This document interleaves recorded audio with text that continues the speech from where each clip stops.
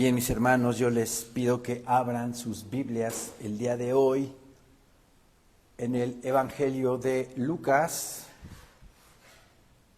capítulo 4,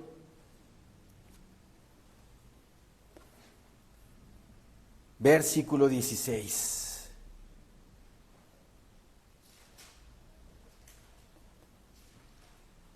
Lucas 4, versículo 16.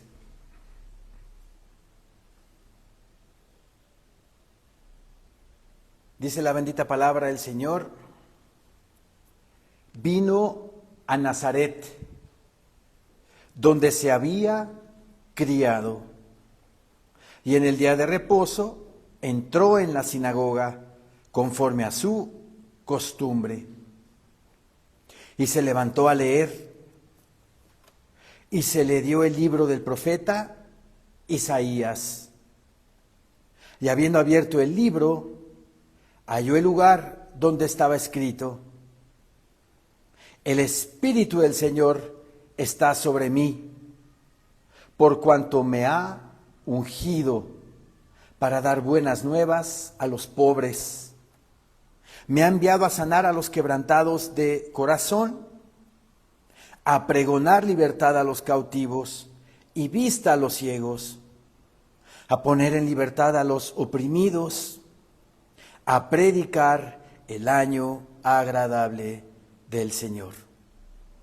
Y enrollando el libro, lo dio al ministro y se sentó. Y los ojos de todos en la sinagoga estaban fijos en él. Palabra bendita del Señor. Amén. Nuestro Señor Jesucristo comienza su ministerio. Está en Nazaret, la ciudad donde Él fue criado desde niño. Todo el mundo lo conocía, sabía quién era Él. Y dice la palabra que en un día de reposo fue a la sinagoga, como era su costumbre. Me imagino que desde niño sus papás, como eran piadosos también, lo llevaban a la sinagoga desde niño. Y eso nos debe de dar un ejemplo a nosotros de que a nuestros hijos, desde pequeños, los tenemos que llevar a la iglesia para que aprendan del Señor, para que aprendan de Cristo. Ustedes dos que están ahí, desde pequeños, estuvieron en la escuelita dominical con la hermana América, ¿se acuerdan? Ya son todos unos jóvenes. Como dice la palabra del Señor en Proverbios, instruye al niño en su camino, y aun cuando fuere viejo, no se apartará de él. La semilla de la palabra del Señor está en sus corazones, desde pequeños. ¿Sí? Espero en el Señor que, como a la costumbre de nuestro Señor Jesucristo, ustedes se sigan congregando, sigan viniendo a escuchar palabra bendita de Dios. Era su costumbre ir a la sinagoga a nuestro Señor Jesucristo. Y dice la palabra que se levantó a leer. Y vean la coincidencia, porque tomó el rollo, todavía no eran libros, tomó el rollo, a los rollos que tenían en una parte en la sinagoga, de todos los profetas y de toda la ley, agarró y lo empezó a separar, y buscó la parte del libro del profeta Isaías, capítulo 61. Y yo dije ahorita coincidencia, pero no fue coincidencia, ¿verdad? Fue diosidencia. Diosidencia que Él, siendo Dios, obviamente, cogiera ese rollo del profeta Isaías, ¿sí? Y halló el lugar donde estaba escrito. Lo fue recorriendo, hasta que llegó a esta parte. Y dice el versículo 18, el Espíritu del Señor está sobre mí, por cuanto me ha ungido para dar buenas nuevas a los pobres. El Espíritu del Señor está sobre mí, dice Lucas, ¿verdad? Lucas 4:18. El Espíritu del Señor está sobre mí. ¿Cuál Espíritu?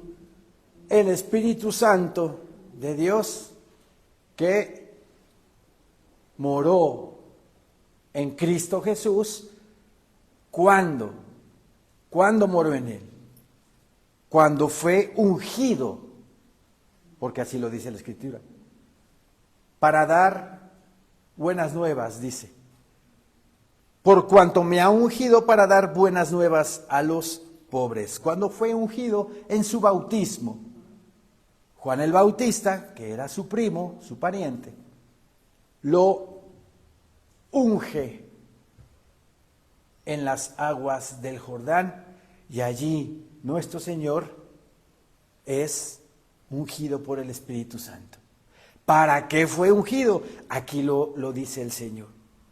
Por cuanto me ha ungido para dar buenas nuevas a los pobres. ¿A cuáles pobres? A los pobres de espíritu y a los pobres económicamente. A los dos.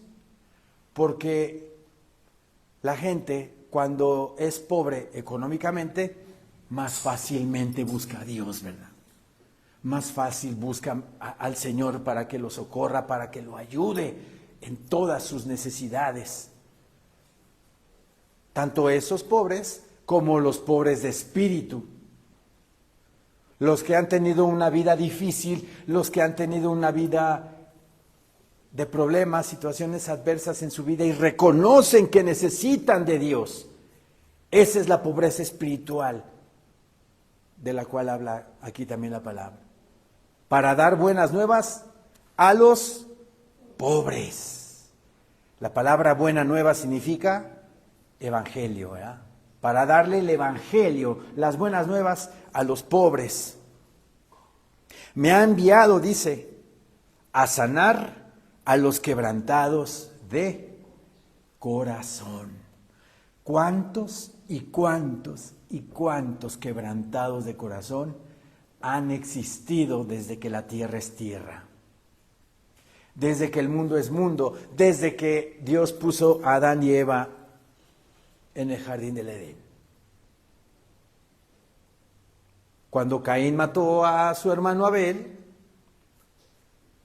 su madre, Eva, fue quebrantada en su corazón por lo que le hizo su hijo Caín a Abel.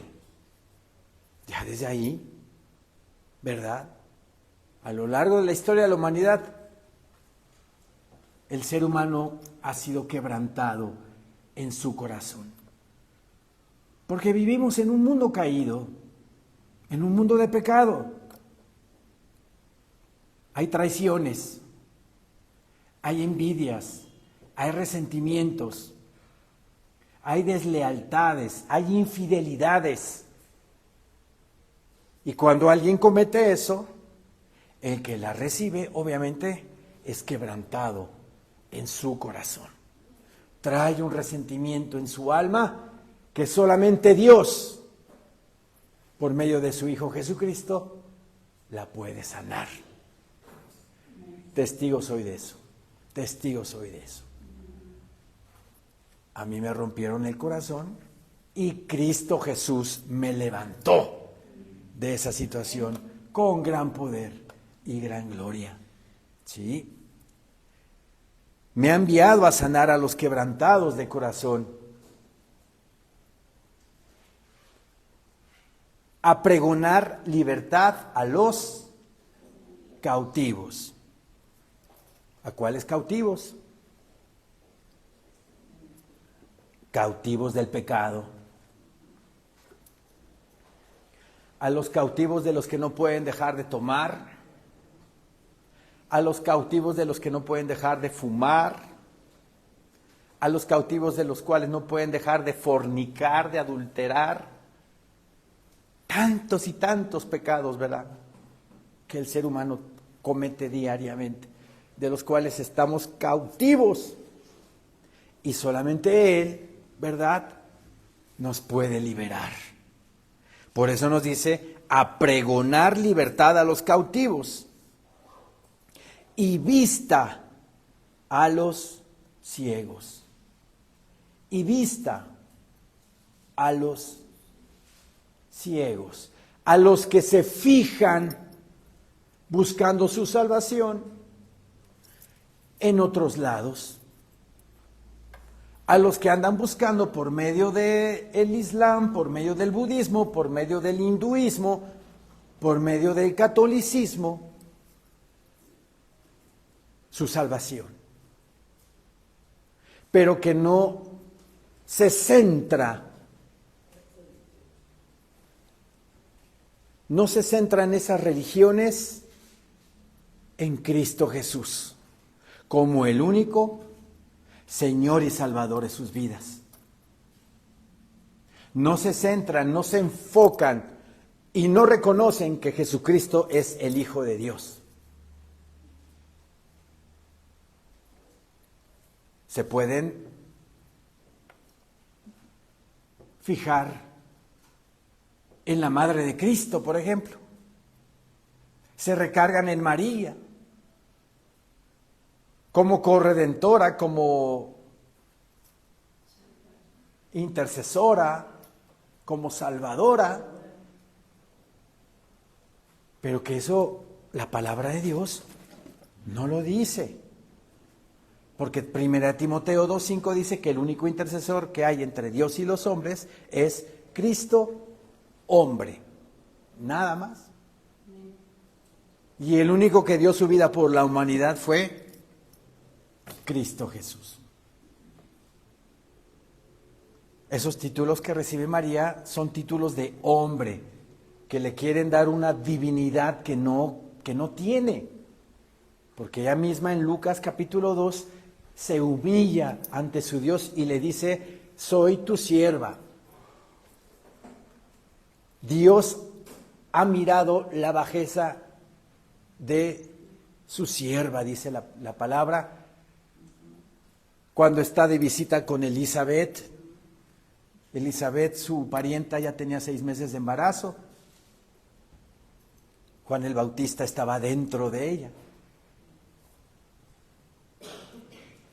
Y cuando ella recibe la noticia por parte de Gabriel de que iba a ser la poseedora, el receptáculo de nuestro Señor Jesucristo en su vientre, salvador de su pueblo, da esa oración, donde ella se humilla y dice que ella es sierva de Dios. En varias partes de la palabra habla acerca de eso. Entonces, Cristo Jesús, aquí en Lucas 4, versículo 18, nos da todo esto que escribió Isaías 700 años antes. Me ha enviado a sanar a los quebrantados de corazón, a pregonar libertad a los cautivos y vista a los ciegos.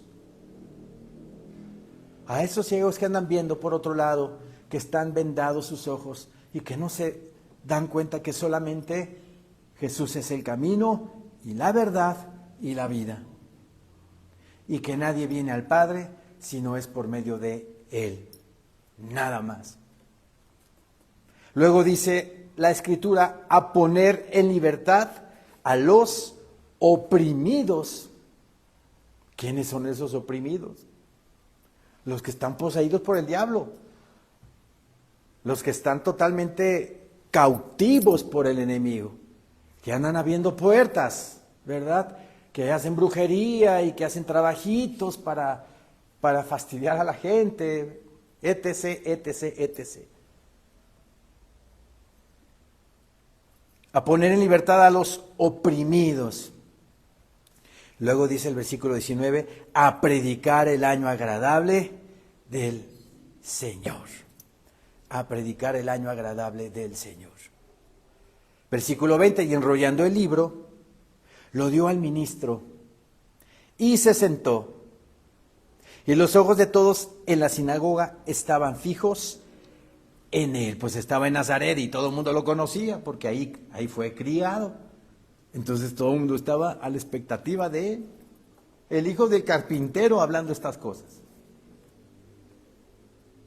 Ahora que hay algo interesante, muy interesante que analizar. Nuestro Señor Jesucristo comenzó su ministerio a la edad de 30 años. Creemos que cuando Él comenzó su ministerio era el año 30 después de Cristo. ¿Sí? Porque se parte la historia antes de Cristo y después de Cristo. Y si Él nació en el año 0, digámoslo así, pues si comenzó su ministerio a los 30 años, pues es el año 30 después de Cristo. Pues no. Resulta que alguien llamado Dionisio el Exiguo le fue dado en el año 6 después de Cristo el determinar el tiempo de antes de Cristo y después de Cristo. Pero ese monje cometió un error, porque él puso el año, digamos, 0 o el año 1,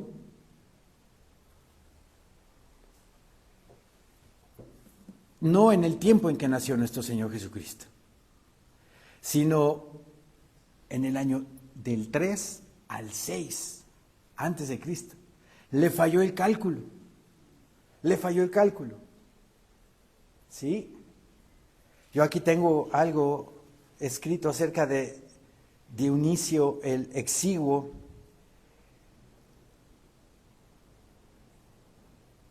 Dionisio era un monje que vivió en el siglo VI. Al calcular fechas para la Pascua, propuso dejar de contar los años según el reinado del emperador Diocleciano, asociado con persecuciones a cristianos, Diocleciano, y comenzar a contar desde la encarnación o nacimiento de Jesucristo. A ese sistema se le llamó Anno Domini,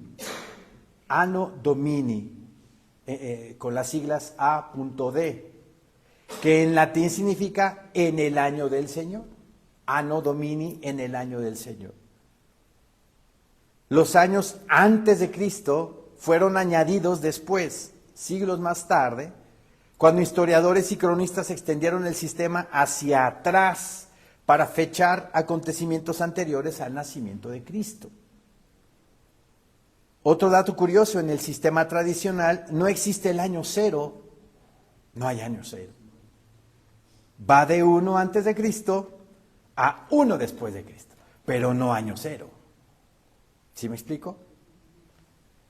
Eso provoca algunas diferencias cuando se hacen cálculos históricos o astronómicos.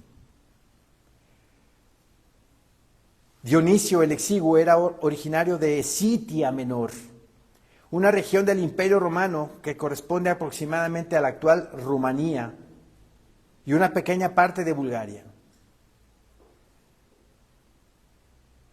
Su nombre Exiguo significa el pequeño o el humilde. Parece haber sido una forma de humildad con la que él mismo se describía. Este monje se le encomendó poner la fecha a partir del año 1, pero se equivocó. Como entre 3 y 6 años hubo el error. Entonces está desfasada la historia, 3 a 6 años. ¿Por qué vengo a todo esto? Aquí nuestro Señor Jesucristo comienza su ministerio en Nazaret. Lo dice aquí la palabra en Lucas 4. ¿Sí? Y habla acerca de que vino a pregonar libertad a los cautivos, a poner en libertad a los oprimidos y a predicar el año agradable del Señor. ¿Cuál es ese año agradable del Señor? Cuando nuestro Señor Jesucristo comenzó su ministerio terrenal, era año de jubileo. Era año de jubileo. Por eso habla mucho de la libertad también, de los oprimidos, de los cautivos y el año agradable del Señor. ¿Cuál es ese año agradable del Señor?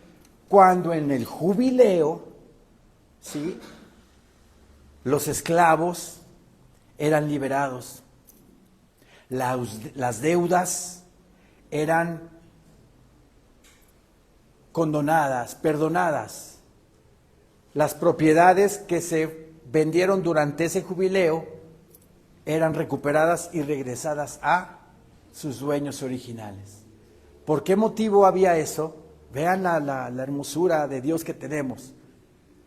Para que no haya una diferencia marcada entre clases sociales. Si alguien había perdido su casa por algún mal negocio, alguna mala cosecha, pues tenía que él deshacerse de sus propiedades, pero a los 50 años podía retomar esa propiedad. Entonces ese que se quedó pobre en algún tiempo, al recuperar su vivienda, su propiedad, ya no era pobre. Mi Señor hizo un sistema de equilibrio de sociedades para que el muy pobre recuperara su bien en su vida. ¿Dónde habla del jubileo la palabra del Señor? Vamos a Levítico 25, por favor.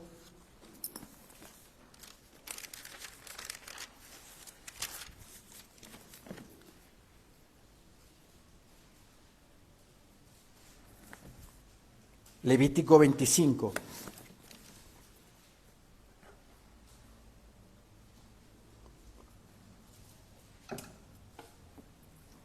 Levítico 25, versículo 8. Y contarás 7 semanas de años, 7 veces 7 años. De modo que los días de las 7 semanas de años vendrán a hacerte 49 años. Entonces harás tocar fuertemente la trompeta en el mes séptimo, a los 10 días del mes, el día de la expiación. Haréis tocar la trompeta por toda vuestra tierra. Vean qué interesante. Un jubileo, como lo dice el versículo, ¿sí? Tenía 50 años. Y cuando cayera el jubileo, caía a los 10 días del mes séptimo. Pero a esa fecha se palmaba, se juntaba el día del perdón, el Yom Kippur.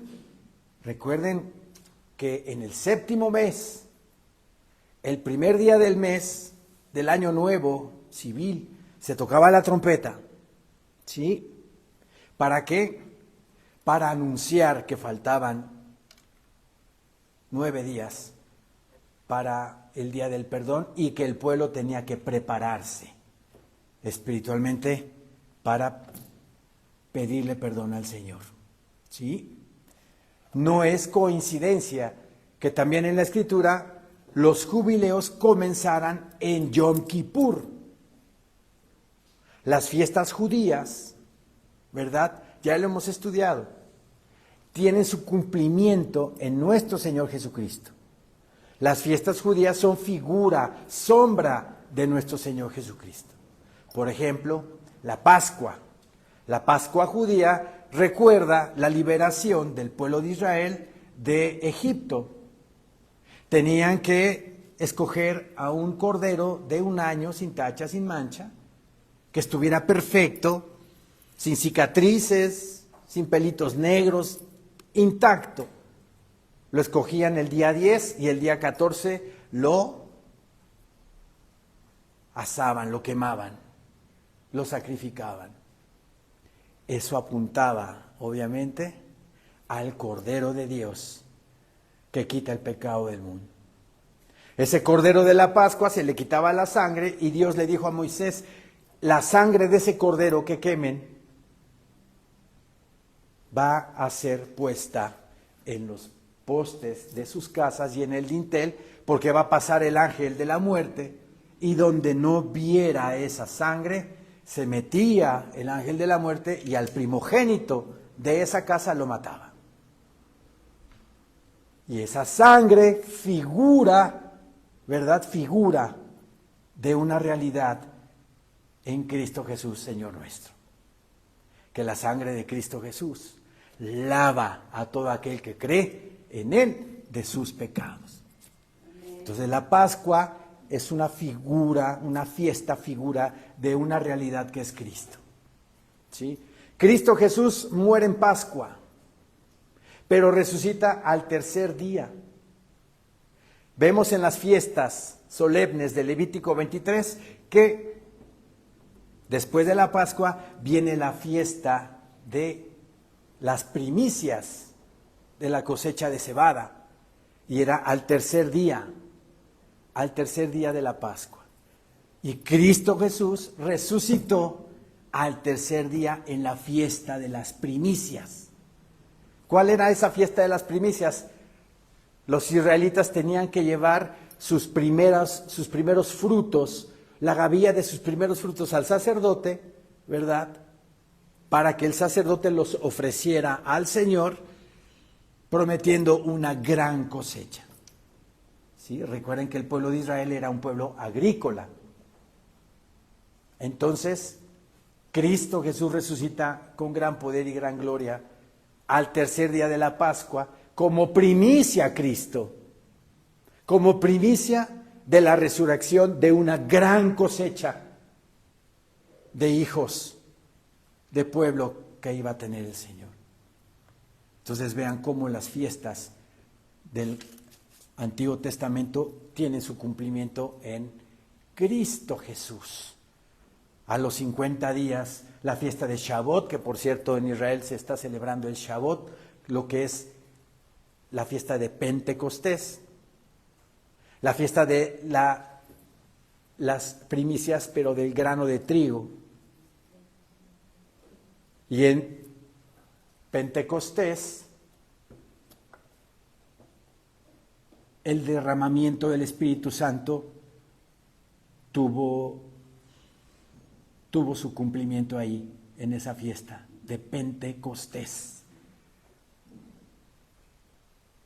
Como 120 personas estaban congregadas en el aposento alto, y el Espíritu Santo de Dios es derramado ahí. Fue el cumplimiento de la fiesta de Pentecostés del Antiguo Testamento. ¿Por qué digo todo esto? ¿Por qué explico todo esto? Porque la fiesta de jubileo es figura de nuestro jubileo que nos da libertad, de nuestro jubileo que es Cristo Jesús, Señor nuestro. Porque como aquí lo dice Levítico 25, versículo 8, y contarás 7 semanas de años, 7 veces 7 años. De modo que los días de las 7 semanas de años vendrán a hacerte 49 años.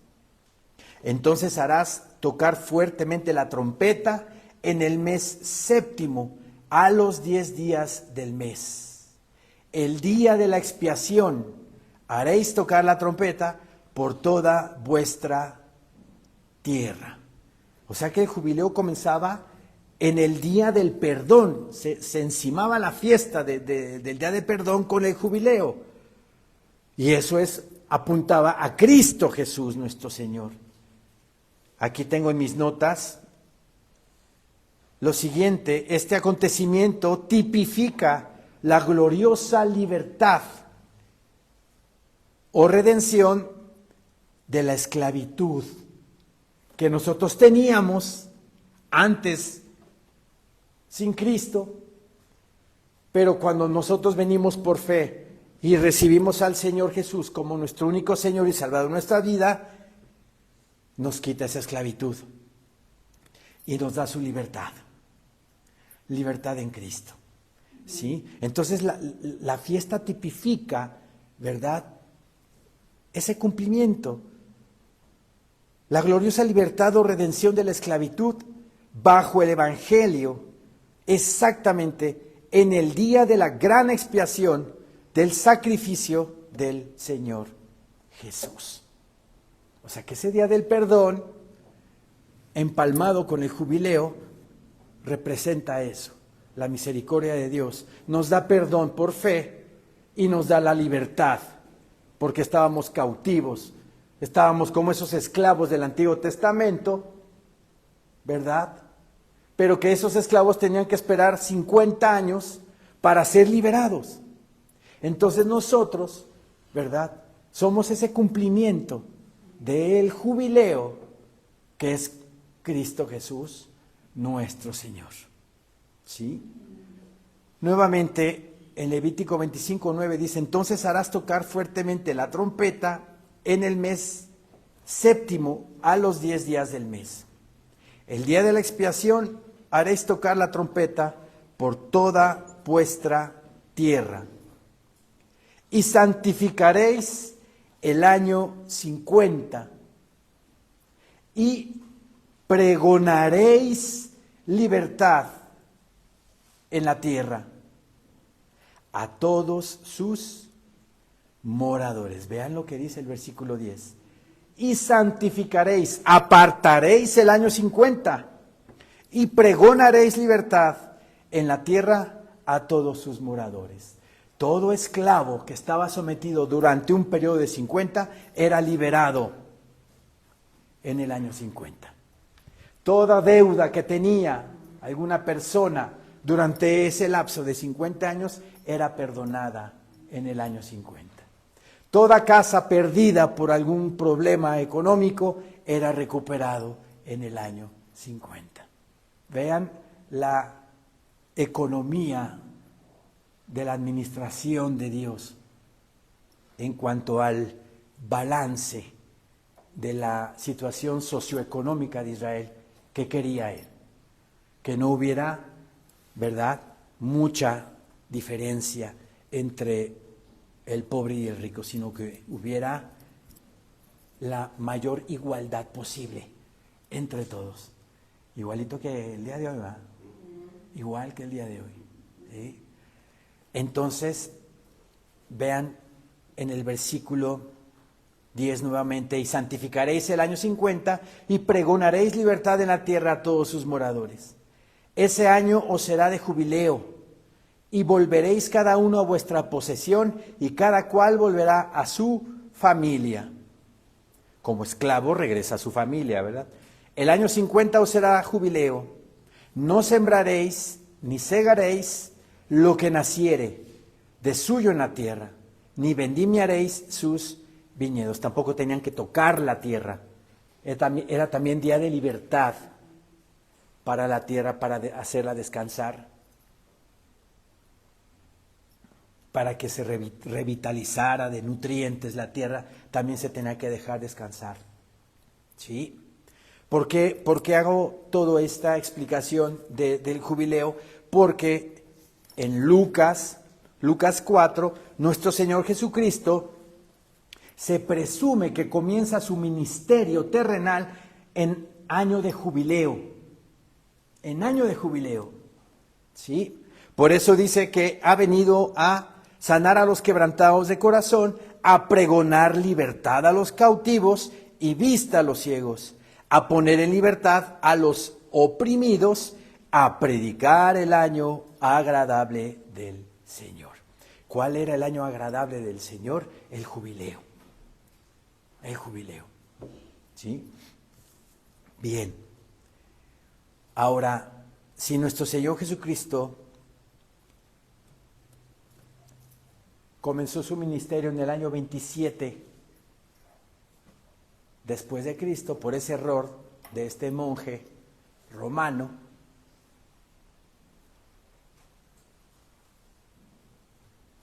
¿cuántos años son de un jubileo? 50, ¿verdad? 50 años de jubileo. a partir de que nuestro Señor Jesucristo comenzó su ministerio aquí en la tierra, debemos de contar un jubileo más. Pero ese jubileo de 50 años, multipliquémoslo por 40. ¿Por qué por 40? El número 40 es número de prueba. Cristo Jesús estuvo 40 años en el desierto, 40 días, perdón. Fue tentado por Satanás, 40 días. Obviamente nuestro Señor Jesucristo venció con la pura palabra de Dios que le lanzó. Moisés estuvo 40 días también en el monte Sinaí recibiendo las tablas. Elías tardó 40 días en llegar a Horeb cuando andaba deprimido, ¿se acuerdan? En fin, el número 40 representa número de prueba. Desde que nuestro Señor Jesucristo ascendió a los cielos hasta el año 2026, mayo 24, 2026, la humanidad está en una época que se llama época de gracia, pero también época de prueba, porque de estos 2026, un poquito más de años, a lo largo de esta historia de la época de gracia de la iglesia, ha habido en el mundo trigo y cizaña. Los que verdaderamente son hijos de Dios y los que dicen serlo, pero que no lo son. Entonces, aparte de esta época de gracia que tenemos, que está a punto de terminar, también es una época de prueba, para probar a todos los que han recibido a Cristo como Señor y Salvador, si verdaderamente son hijos o no hijos de Dios. Si multiplicamos 50, que es el número de un jubileo, por 40 años, que es número de prueba, ¿qué número nos da? 2000, ¿verdad? 50 por 40, 2000. Si no, déjenme sacar la calculadora. 2000. Y si nuestro Señor Jesucristo comenzó su ministerio en el año 27 y le sumamos 2000 años, ¿qué número nos da? 2027. 2027. Los comentaristas bíblicos y expertos teólogos dicen que probablemente el año 2027 sea el comienzo de lo que se conoce como la tribulación. ¿Sí? ¿Por qué? Porque es un jubileo más. Un jubileo de 50 por 40, que es tiempo de prueba. El tiempo de prueba, pues sabemos, por las señales que estamos viendo, está terminando. Está terminando. Y puede ser que el año que entra, 2027, comience la tribulación. ¿Sí? Entonces vean lo interesante de la numerología bíblica para que nosotros nos rindamos plenamente al Señor, para que nosotros completamente nos entreguemos con todo nuestro corazón y para que seamos parte de ese jubileo que nuestro Señor Jesucristo nos da, el cual es la libertad de nuestras almas, la libertad de nuestros espíritus. ¿Sí?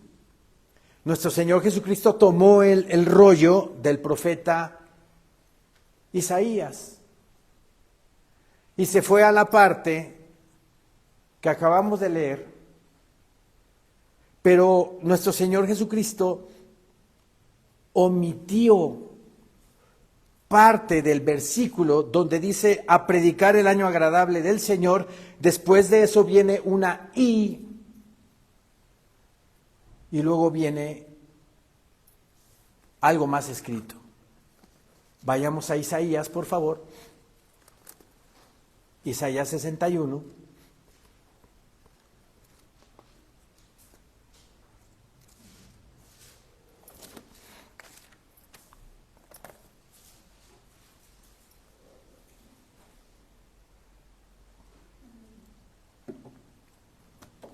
Isaías 61.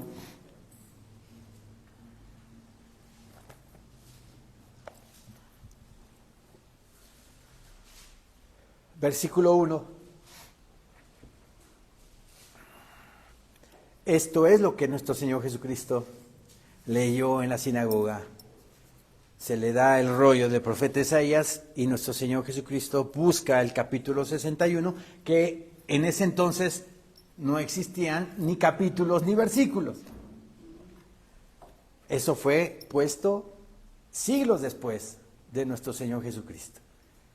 Pero fue a la parte donde dice así: el Espíritu de Jehová, el Señor, está sobre mí, porque me ungió Jehová, me ha enviado a predicar buenas nuevas a los abatidos, a vendar a los quebrantados de corazón, a publicar libertad a los cautivos y a los presos, apertura de la cárcel. Versículo 2, a proclamar el año de la buena voluntad de Jehová. En el Evangelio de Lucas, hasta ahí, dice el Señor. Omite lo siguiente: y el día de venganza del Dios nuestro. Y el día de venganza del Dios nuestro, a consolar a todos los enlutados. Ok, vean qué interesante. En Lucas 4, dice que viene a proclamar el año agradable del Señor, pero no dice lo demás. Porque la parte de la gracia es hasta ahí. El último jubileo de 2000 años para predicar la bendita palabra del Señor. Tiempo de prueba para la salvación del mundo entero. Pero después de que termine la época de la gracia, viene el día de la venganza de Jehová, Dios nuestro. Como lo dice aquí, a proclamar el año de la buena voluntad de Jehová, luego hay una coma, y el día de venganza del Dios nuestro. Omite nuestro Señor el día de la venganza, pero que sabemos por medio de las Escrituras que ese día de la venganza está muy próximo. Yo aquí escribí en mis notas la coma, por eso dije coma, separa 2000 años de gracia al día de venganza por el pecado de la humanidad. El pecado trae pesar. Él va a consolar a todos los enlutados. El pecado trae pesar, trae dolor, trae sufrimiento. Por eso el mundo lo vemos como está. Por tanto pecado, por tanta iniquidad. Pero si estos comentaristas bíblicos están en lo cierto de que el tiempo de jubileo para la iglesia termina en el 2027, comenzaría, ¿verdad?, una época que se llama la tribulación y la gran tribulación. El día de venganza de Jehová. Aquí adelantito, en Isaías 63, nos habla el Señor del día de la venganza de Jehová.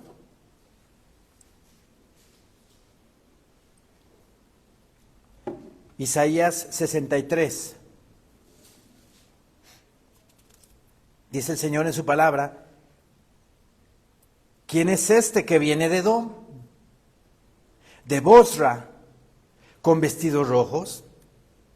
Este hermoso en su vestido, que marcha en la grandeza de su poder. yo, el que hablo en justicia, grande para salvar. Habla Cristo y se contesta a Cristo. Ahora voy a explicar qué significa esto. ¿Quién es este que viene de Edom?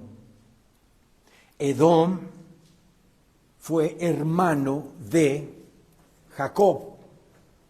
¿Sí?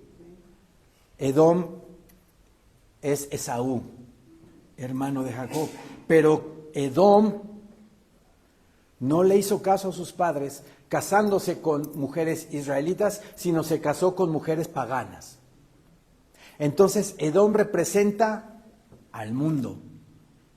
Edom representa a las naciones. Yo aquí escribí en mis notas, Edom representa a un mundo que aborrece a Dios. Y eso lo podemos constatar aquí en Isaías, pero en el capítulo 34, versículo 5.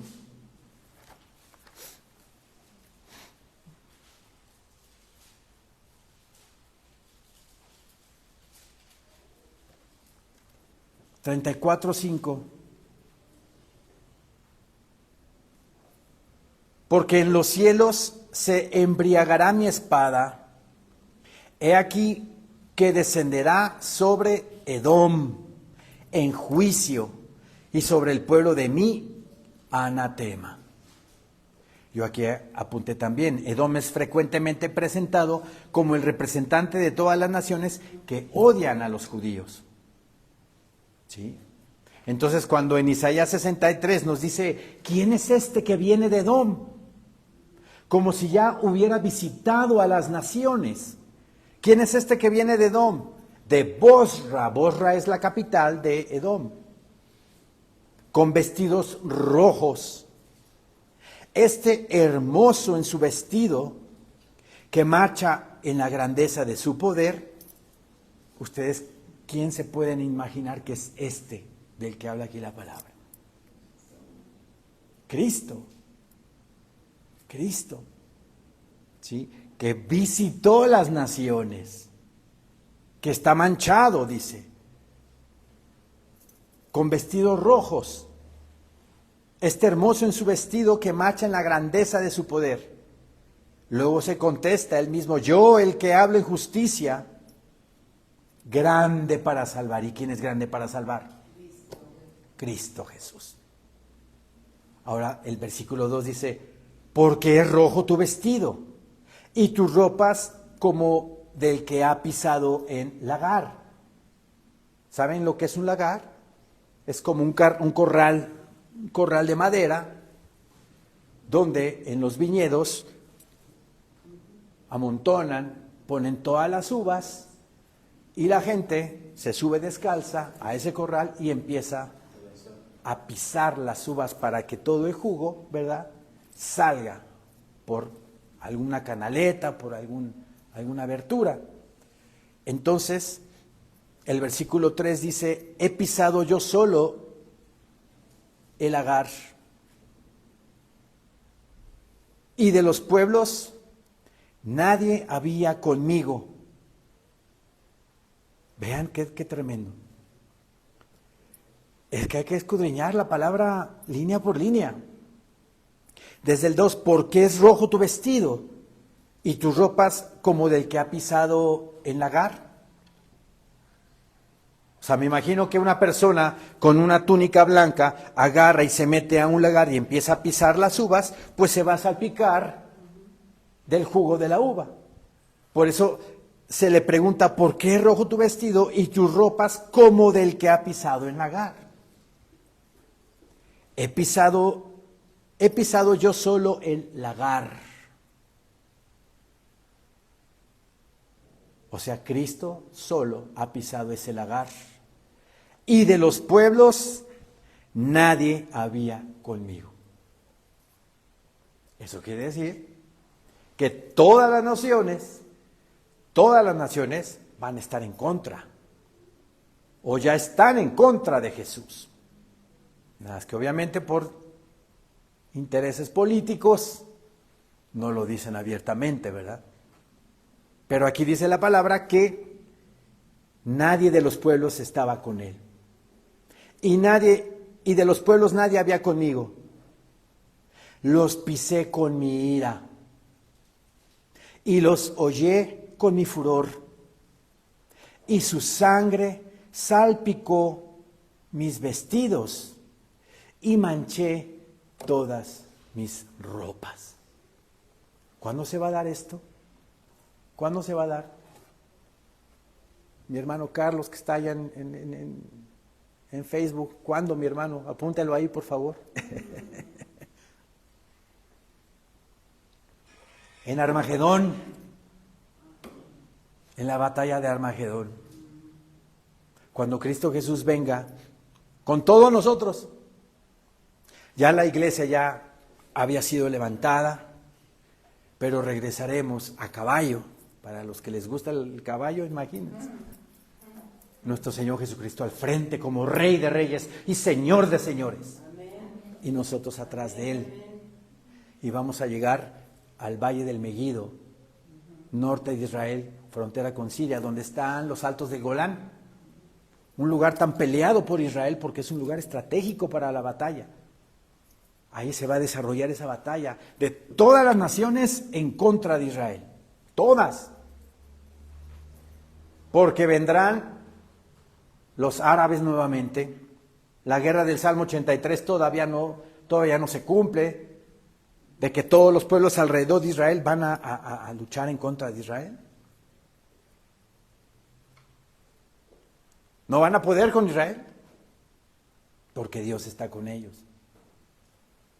Al ver que no pudieron los árabes, porque Rusia y China están atrás de todo esto, ahora sí se deja venir Rusia, con Irán nuevamente, con Libia, con Sudán, con Turquía. Vean la palabra tan maravillosa que tiene su cumplimiento exacto. ¿Por qué Libia? Podrían decir algunos. ¿Por qué Libia? Turquía tiene bases militares en Libia. Y está haciendo alianza Libia con Turquía. Entonces también los libios se van a dejar venir, los de Sudán. Muchos pueblos contigo, dice Ezequiel 38, a la batalla de Gog y Magog. ¿Y quién va a pelear por Israel? Los cazas F-35 sofisticados y el domo de hierro y el láser que ya tienen para luchar contra los enemigos. Ningún soldado de Israel va a tocar arma. Dios mismo, dice la palabra en Ezequiel 38, Dios mismo se va a encargar de todas esas naciones. Y van a morir gran multitud de todos esos soldados. Y se van a tardar 6 meses en enterrar los cuerpos de todos esos soldados. O sea, una gran multitud de gente que va a morir.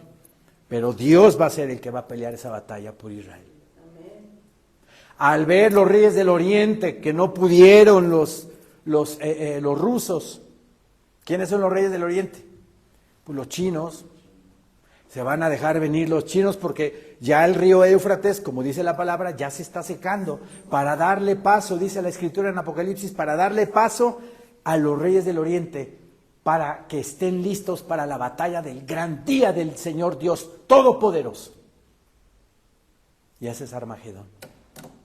No van a poder con Israel, entonces ahora sí se vienen todas las naciones en contra de Israel. Y obviamente Israel ya va a estar totalmente sitiado. Entonces ahí es cuando viene Cristo Jesús por nosotros. Con nosotros. Y va a enfrentar esa batalla. Apocalipsis 14, por favor.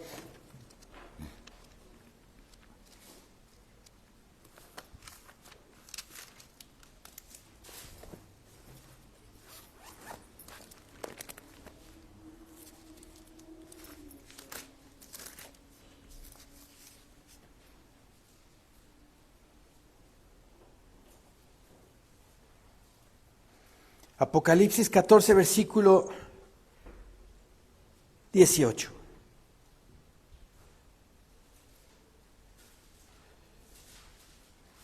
Desde el 17, por favor.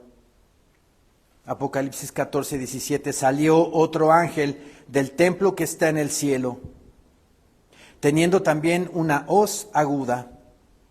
Y salió del altar otro ángel que tenía poder sobre el fuego, y llamó a gran voz al que tenía la hoz aguda, diciendo: mete tu hoz aguda y vendimia los racimos de la tierra, porque sus uvas están maduras. ¿Maduras de qué? De pecado. Maduras de pecado. Y el ángel arrojó su hoz en la tierra y vendimió la viña de la tierra. La palabra vendimiar es recoger, ¿verdad? Recoger. Y echó las uvas en el gran lagar de la ira de Dios. Y echó las uvas. Una forma figurada de decir que viene juicio de parte de Dios en la gran tribulación en contra de todos los que no recibieron a Cristo como su Señor y Salvador de sus vidas. De todo impío, de todo que comete iniquidad y que no ama a Dios. Y fue pisado el lagar, versículo 20, y fue pisado el lagar fuera de la ciudad. ¿De cuál ciudad? Jerusalén. Y del lagar salió sangre hasta los frenos de los caballos por 1600 estadios. Aquí vemos la dimensión de la matanza que se viene. ¿Cuánta gente va a morir en Armagedón? Porque dice que del lagar salió sangre hasta los frenos de los caballos, o sea, la altura de los frenos del caballo, pues por aquí más o menos, ¿no? Y luego la distancia de 1600 estadios, o sea, 288 kilómetros de cadáveres muertos. Que imagínense todas las naciones, todos los ejércitos de todas las naciones en contra de Israel. Y Dios dice que va a ponerlos a todos en su gran corral, en su gran lagar, para pisarlos, figuradamente hablando, por sus pecados. Por eso también la Escritura en Apocalipsis 19,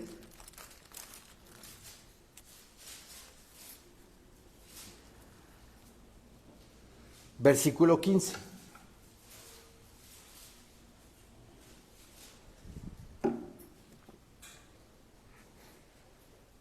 (19:15) dice el Señor: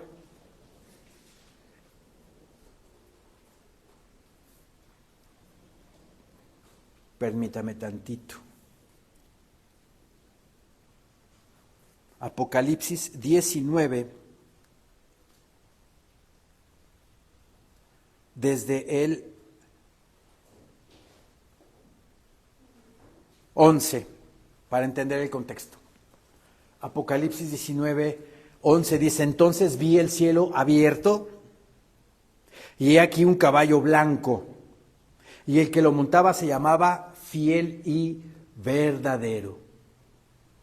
Mucha gente se confunde con el caballo de Apocalipsis capítulo 6, 1, el que tenía un arco, pero no tenía flecha. Ese caballo de Apocalipsis 6, 1 es el anticristo, que viene primero. Pero este caballo es el de nuestro Señor Jesucristo, cuando viene en Armagedón, al final de la gran tribulación. Entonces vi el cielo abierto, y he aquí un caballo blanco, y el que lo montaba se llamaba Fiel y Verdadero, y con justicia juzga y pelea. Sus ojos eran como llama de fuego, y había en su cabeza muchas diademas, o sea, muchas coronas con títulos, ¿verdad? Hermosos. Y tenía un nombre escrito que ninguno conocía sino él mismo. Estaba vestido de una ropa, vean lo que estamos hablando en Isaías 63, estaba vestido de una ropa teñida en sangre. Tiene concordancia, ¿verdad? Apúntenle ahí, Isaías 63. Estaba vestido de una ropa teñida en sangre, y su nombre es el Verbo de Dios. Porque estaba su ropa teñida en sangre por el juicio, ¿verdad? En Armagedón, en contra de todos los ejércitos de las naciones, es salpicada su ropa con la sangre de todos ellos, de todos sus enemigos.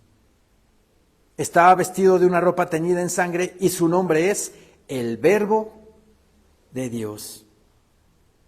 Y los ejércitos celestiales, ahí estamos nosotros, vestidos de lino finísimo, no fino, finísimo. Para los que les gusten las telas, pues vean, blanco y limpio, le seguían en caballos blancos nosotros, atrás de nuestro Señor, para esa batalla.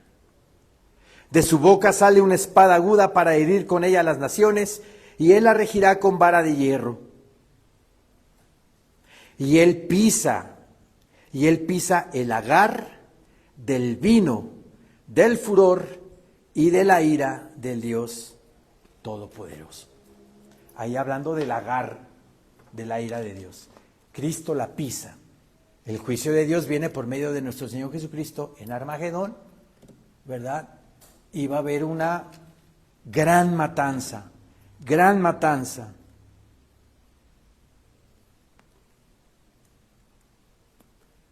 que hasta un ángel invita a todas las bestias y animales del mundo al festín que va a haber.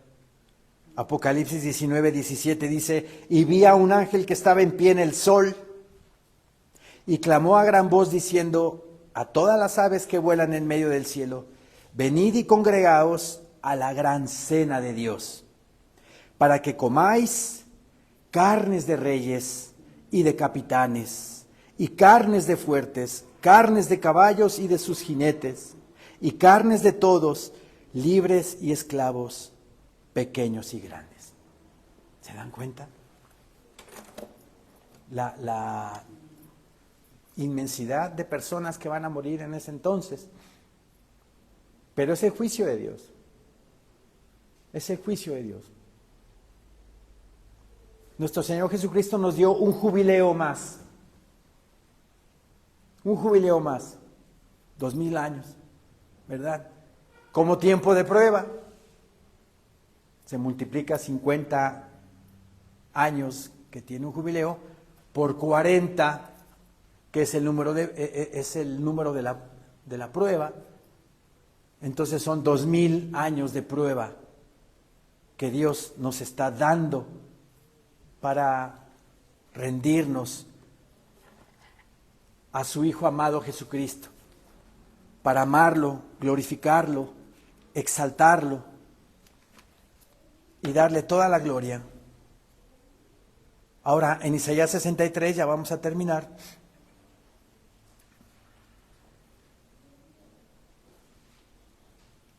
Vean cómo empata con lo que dice Apocalipsis. He pisado yo solo el lagar, y de los pueblos nadie había conmigo. Versículo 3. Los pisé con mi ira y los hollé con mi furor, y su sangre salpicó mis vestidos y manché todas mis ropas. Ya lo entendemos mejor, ¿verdad? Porque ya leímos Apocalipsis. Porque el día de la venganza está en mi corazón. Va a haber un día de la venganza y está en el corazón del Señor. Pero también dice: y el año de mis redimidos ha llegado. ¿Cuáles redimidos? Nosotros. Nosotros los que hemos recibido a Cristo como nuestro único Señor y suficiente Salvador en nuestras vidas, y vivimos en santidad y en consagración a Él. Preparémonos, hermanos. Preparémonos espiritualmente y mentalmente para lo que viene. Como lo dice Colosenses 3, y con esto ya termino.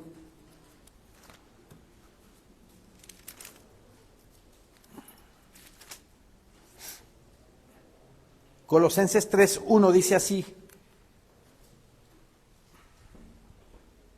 Si pues habéis resucitado con Cristo, buscad las cosas de arriba, donde está Cristo sentado a la diestra de Dios. Poned la mira en las cosas de arriba, no en las de la tierra. ¿Por qué poner las cosas aquí en este mundo? ¿Por qué aferrarnos a un mundo que cada vez está más putrefacto? ¿Por qué poner las cosas en este mundo más que en el cielo? Si este mundo va a desaparecer, si este mundo va a ser juzgado por Dios, poned mejor la mira en las cosas de arriba, dice la palabra, donde está sentado Cristo a la diestra de Dios. Ese es mi futuro. Ese es mi futuro. El cristiano sabe su futuro. No necesitan ir con ningún medium o con ningún extremo derecho. Bueno, es que está el mundial ya a la puerta, pero ni con ningún centro delantero. No. Cristo Jesús nos dice que pasaremos eternidad con Él. Por eso debemos de buscar las cosas de arriba, donde está sentado Cristo a la diestra de Dios. Poned la mira en las cosas de arriba y no en las de la tierra, porque habéis muerto y vuestra vida está escondida con Cristo en Dios, la verdadera. Vuestra vida, la verdadera, la eterna, está escondida. Cuando Cristo venga por su iglesia se va a manifestar lo que verdaderamente somos. Nos vamos a convertir en este cuerpo de carne y el Señor nos va a dar por medio de su Espíritu Santo el cuerpo de gloria. El cuerpo que necesitamos para vivir para siempre con Él en su reino celestial. Amén. Cuando Cristo vuestra vida se manifieste, entonces vosotros también seréis manifestados con Él en gloria.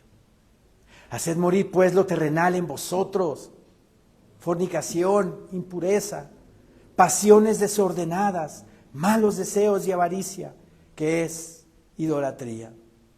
Versículo 8, pero ahora dejad también vosotros todas estas cosas: ira, enojo, malicia, blasfemia, palabras deshonestas de vuestra boca. No mintáis los unos a los otros, habiéndoos despojado del viejo hombre con sus hechos, y revestido del nuevo, el cual, conforme a la imagen del que lo creó, se va renovando hasta el conocimiento pleno. Tenemos una nueva vestidura, hermanos. Esa es la que se tiene que renovar, porque ya fuimos muertos al pecado. No vivamos todavía en el pecado, sino busquemos nuestra salvación. Seamos como Cristo, que seamos transformados de gloria en la imagen del Señor, para que así podamos ser tenidos por dignos de ser arrebatados por Él y poder celebrar hermosamente las cenas de las bodas del Cordero, porque nosotros somos la desposada y Cristo Jesús nuestro esposo. Amén, hermanos. Levantémonos, por favor.